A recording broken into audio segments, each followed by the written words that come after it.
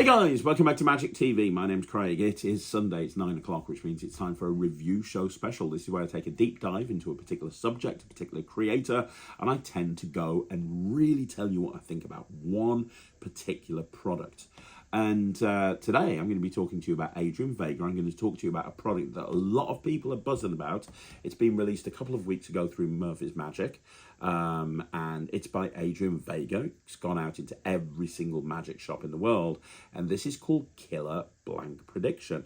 And the second I saw this come out, even though it's quite expensive, it's over £100, I bought it immediately. And the reason I bought it is because I've always been a big fan of the original Killer Prediction, and I was like, well, you know what, if we can take Killer Prediction and make it even better, I'm all in, because I've been using that in my cabaret show for years and years and years. So this week we're going to have a good look at Killer Blank Prediction and exactly what it is and what it does, because there's a lot going on with it. Now, if you haven't seen the trailer for Killer Blank Prediction, the first thing I'm going to do, so you kind of got a frame of reference, I'm going to play the trailer for you. After I've played the trailer, I'm going to bring it back into the studio and we're going to talk about what we think. Boy, this is a great trick. It's really a great trick.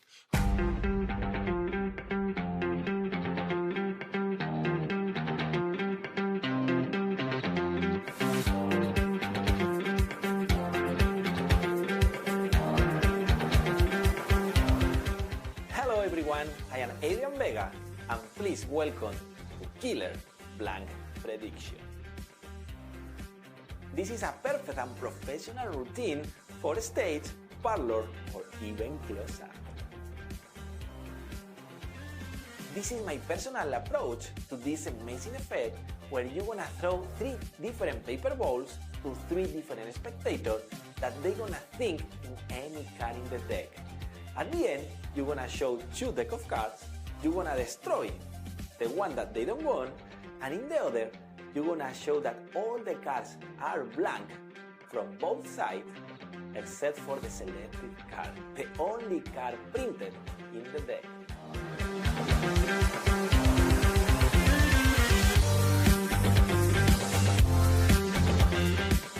But not only that, at the end, you're gonna have this amazing killer ending that when they open the paper balls, they're gonna find the selected card printed on that ball.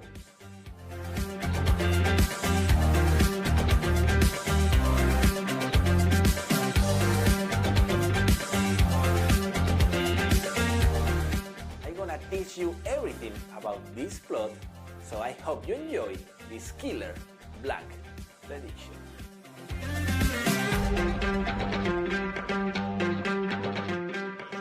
Another Spaniard. Damn you all. So that was the trailer for Killer Blank Prediction. I will tell you right now that this has been featured very recently on Penn & Teller Fool Us, which always makes people sit up and pay attention when a trick comes out.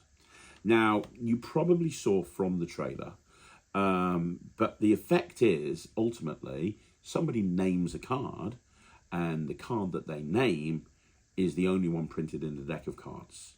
The cards are blank, 1 card is printed, and 1 card only. Now, there's a few things that you get with this, and I'm going to really break this down. I think it's very important to break it down. So there's a few things that you're going to need with this. Now, the first thing, or the things that you get with this. Now, the first is you get a special deck of cards. You also get some empty, you get some empty blue card boxes. You also get a certain gimmick that I'm not going to talk about, and you get some printed sheets of paper. That's effectively what you get. And there's 3 different ways in which you can perform this. There's like a close-up version. Then there's a version that mostly resembles Killer Prediction by Cody Fisher. And then there's the version that Adrian did on Fool Us, okay, which is different still. It's kind of very similar to the second version, but different still.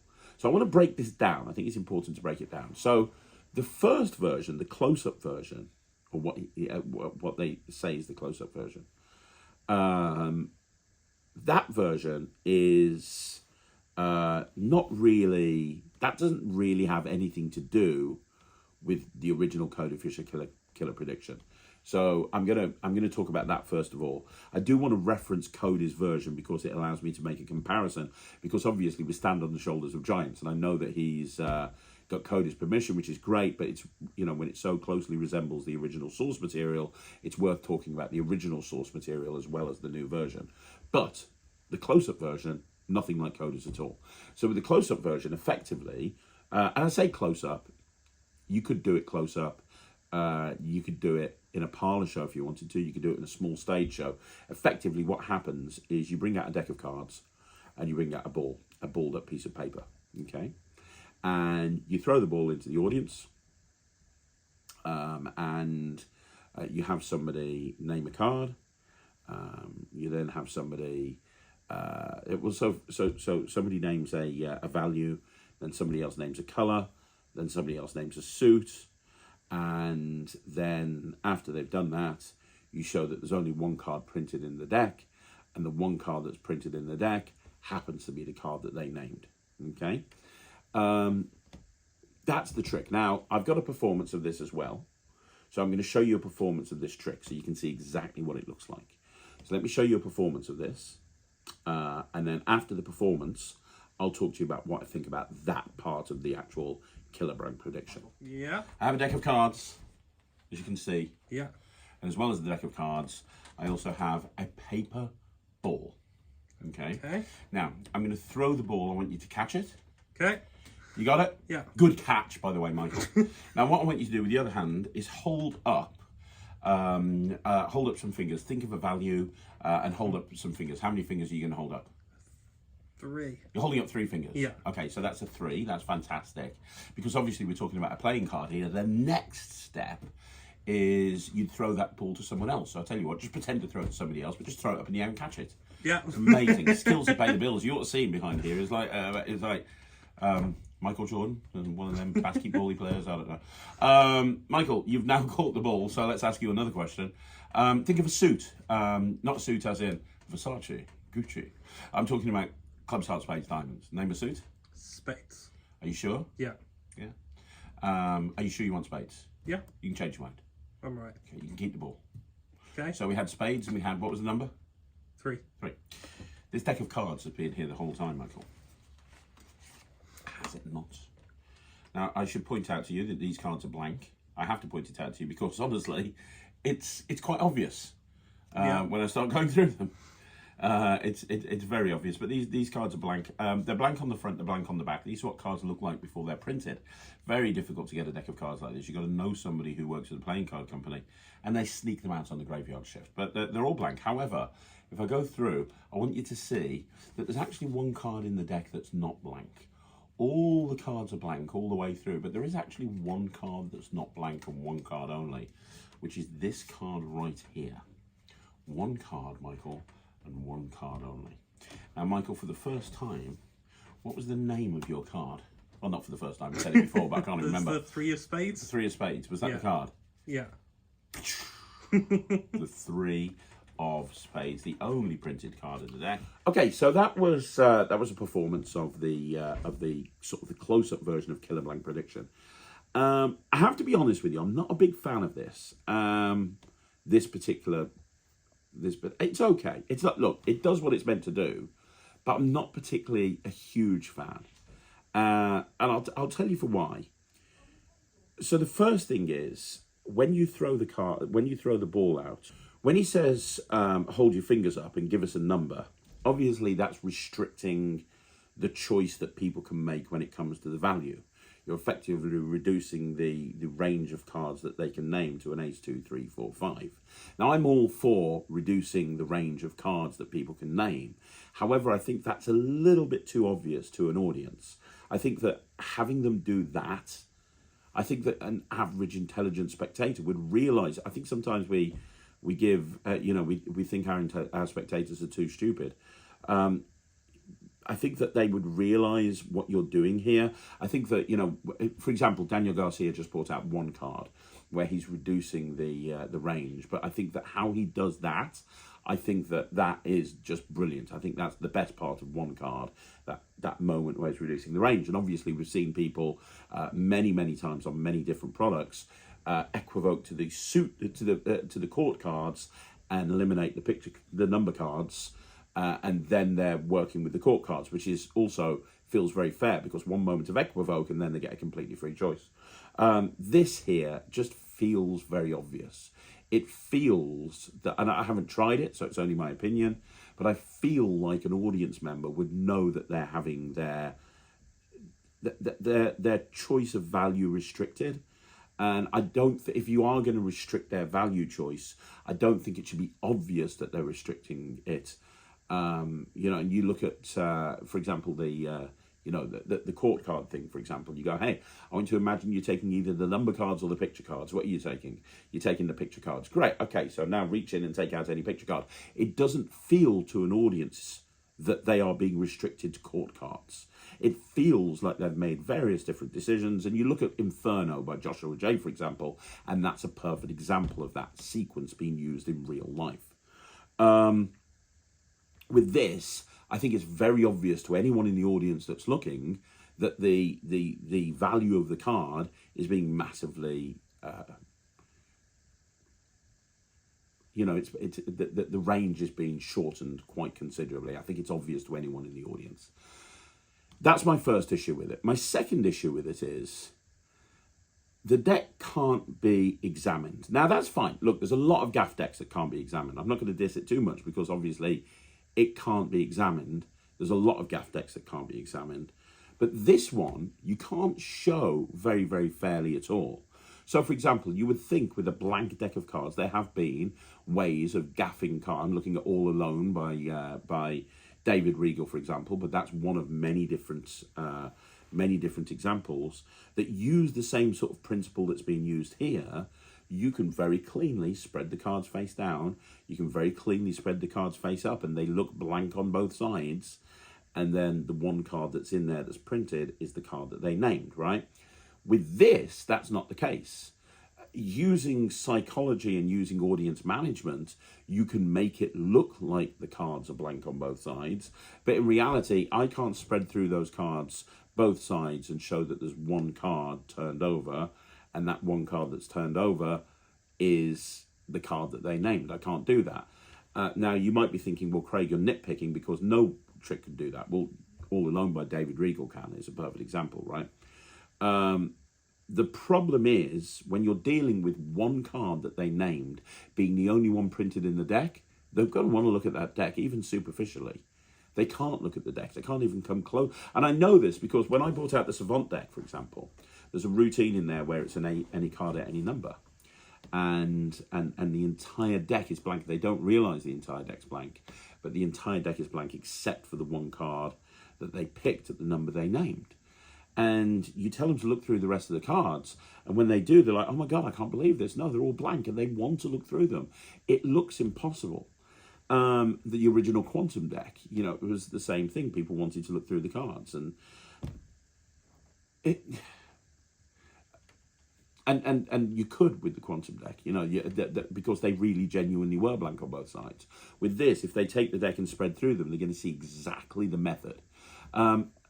That, coupled with the fact that you have to have a balled up piece of paper in order for the effect to work, in order for the method to work, even though the balled up piece of paper has nothing to do with it, you still need that with you in order to be able to do the trick. So with that all in mind, it's not really perfect for a walk-around situation. It's more perfect for a parlor show. But I say perfect. With a parlor show, you're going to have less people wanting to look at the deck. And the displays that you're using would work better in a parlor show or maybe a banquet table or something like that. But for me, there's a lot of negatives. The fact that it's quite an obvious restriction of range. And again, not only is it quite obvious restriction of range, but the fact that it's not examinable at the end. I don't think this is the best way to achieve what is in essence a card named and it's the only one in the deck that's blank. I think there's better ways of doing it, right? So, but that's only the first effect. The second effect is very closely resembling Killer Prediction from Cody Fisher. Now, the original Killer Prediction which I still do to this day in my cabaret show, and I've done it in my illusion show with t-shirts and so on and so forth. The original killer prediction by Cody Fisher, the idea is that you brought out a like a little tub type thing, a see-through. It's actually a pencil holder, right? But it looks like just a holder, right? And there's 3 balled up pieces of paper in there, and you say you're going to throw out 3 balled up pieces of paper, and you're going to catch that balled up piece of paper, and I'm going to ask you a question. Before you do that, you give a deck out to somebody to hold. So somebody holds a deck. You then take out the first piece of paper, throw it to somebody, and you have someone name a value.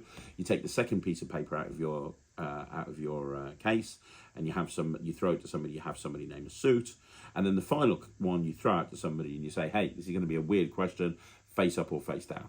And they go face down, for example. And you say, "Okay, you've been holding this deck the entire time, and spoiler, that's an invisible deck. You spread through it. There's one card face down." Is the card that they named, but then you invite the 3 of them with the paper on stage, and when they open up the 3 pieces of paper, it's got the card they named written on the pieces of paper that you threw out in the audience from the very beginning of the trick. Killer trick. Killer trick. So what killer blank prediction is, and I think this is kind of the main routine, is it combines the killer prediction concept by Cody Fisher with the blank deck thing that we just talked about.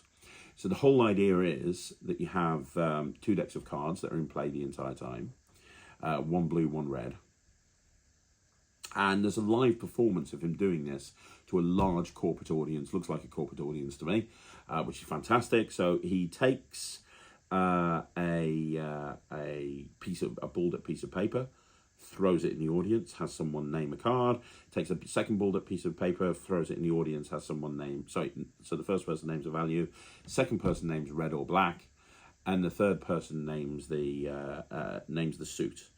And then what happens is he's got two decks, a blue deck and a red deck, and he has someone name a deck.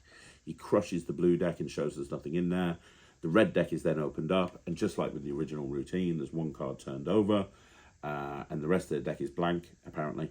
And then when you show that blank card, that's actually the card that they've named. Right, great, okay, perfect. So it's basically killer prediction with the blank deck thing that we talked about earlier. However, that brings up, for me, negatives, and I honestly don't think that this is as good as Killer Prediction by Cody Fisher. I just don't think it's as good as Killer Prediction by Cody Fisher. First of all, I've done Killer Prediction a million times. The advantage that we have here, if you actually analyze this trick, the advantage that we have here is with Cody's routine, he's using an invisible deck. So at the end, there's 1 card reversed, it's their card. But then the other 3 people open up the pieces of paper and you've got the card written on the pieces of paper. So you've got 2 moments. With this, the big advantage is they're blank. The cards are blank and there's only 1 card printed and it's their card, which arguably is stronger than using an invisible deck. However, the second phase where they both open up the pieces of paper and that's got the card printed on it, that's exactly the same. And that's the bit that people remember. So he's taken the kind of, Adrian's taken the weaker part of Cody's routine and made it arguably stronger. However, that's kind of forgotten after a few seconds. Nobody ever remembers that. They remember that visual with the pieces of paper opened, right? The reason I bring that up is because in order to get that blank deck there, in order to make that second phase stronger, you have to make the effect inherently weaker, because the same restriction that is put in place with the first version we talked about with the blank deck, that restriction is also in place with this particular version of the effect as well. What I mean by that is when Adrian's performing this and throwing the first piece of paper out, the first balled up piece of paper out, he's using the same technique. You know, they're holding the piece of paper. We need a value. Hold up a certain amount of fingers. 4. Okay, let's go with 4. So he's restricting their choice of 1, 2, ace, 2, 3, 4, 5. And I don't want to talk method here. However, I think it's really important for anybody watching this review to understand that that is a restriction that's placed on this particular routine.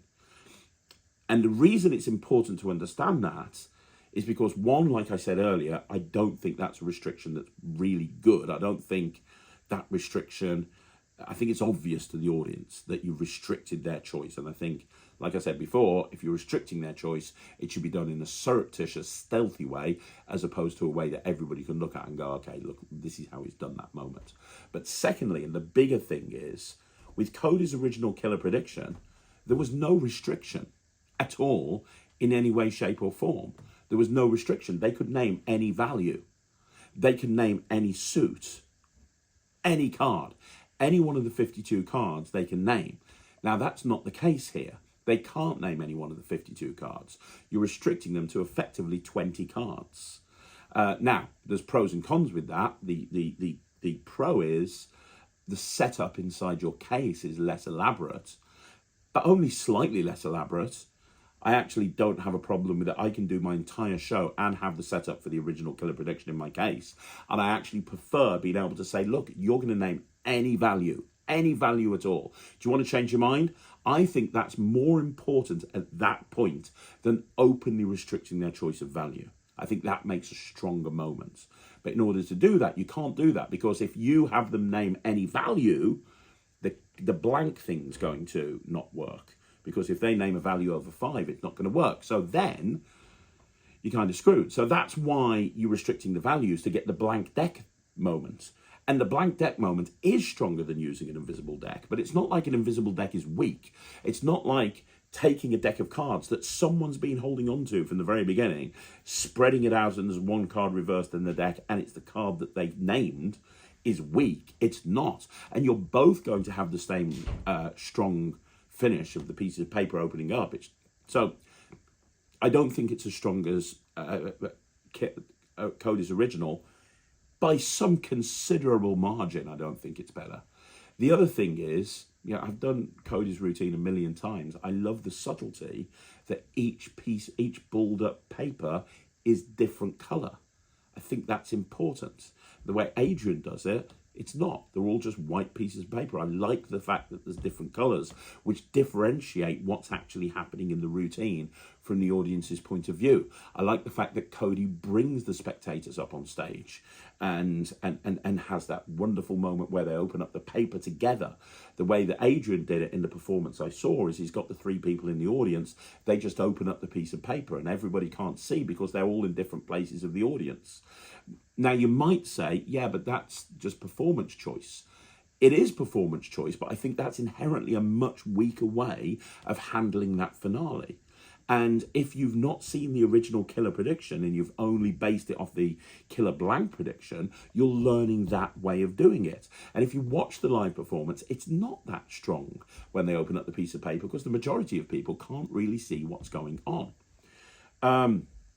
The third version, which is the version that he did on Fool Us, is basically similar to the second version, but because of the way that Adrian sets up the trick, there's less real estate being used in a case.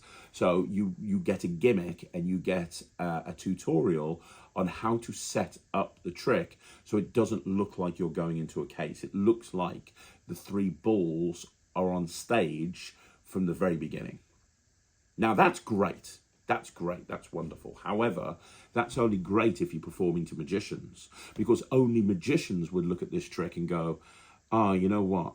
It would fool me if the 3 balled up pieces of paper were on stage the entire time. It doesn't make a damn bit of difference to a lay audience, because I've performed the original version a million times and nobody has ever said, I bet there's a ton of balled up pieces of paper in your case. Nobody ever says that, right? Because of the subtleties of having the different coloured pieces of paper and a million other things that I'm not going to go into. But in order to achieve that moment where they're out in full view the entire time, there's more extensive setup, there's more angle restrictions, there's more issues in general.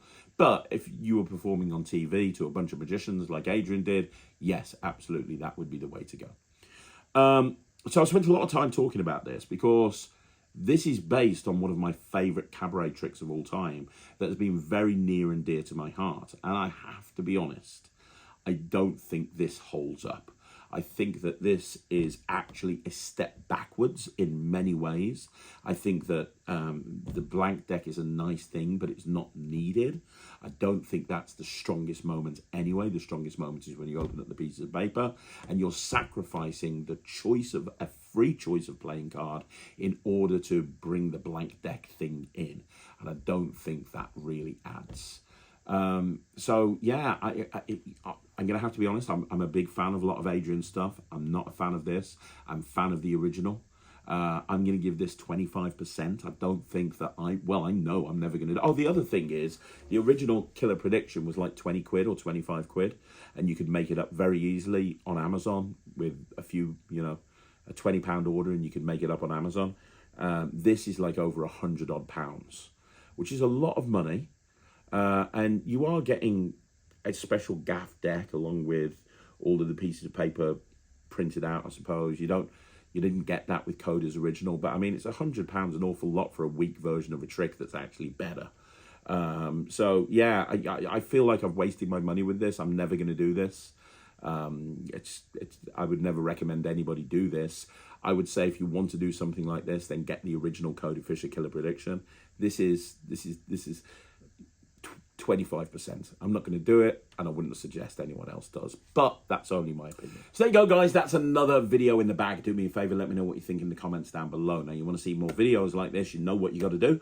Like the video, subscribe to the channel, leave a comment down below. Also, if you want to join the Netrix, which is my online streaming platform for magicians, it's the netrix.com. Either way, I will see you again soon. Thank you so much for watching. My name's Craig, and this is Magic TV.